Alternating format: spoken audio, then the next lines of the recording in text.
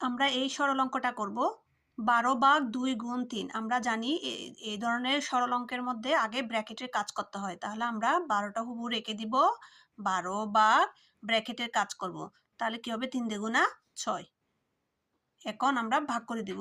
12 আর 6 ভাগ করলে কত হয়? 6 দুগুণা 12, 2 হয়। উত্তর হবে কত? 2। একই রকম এটা করব 12/2 গুণ 3। এখানে কোনো বন্ধনী, এখানে কোনো ব্র্যাকেট নাই।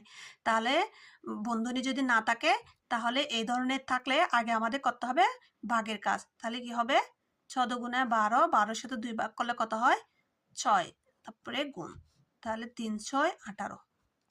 আমরা যদি আগে গুণটা করি 3 দুগুণা 6, 6 দিয়ে যদি 12কে ভাগ দিই তাহলে 2 আসবে উত্তর। কিন্তু উত্তর 2 আসলে ভুল হবে, কারণ ব্র্যাকেট না থাকলে আমাদের আগে করতে হবে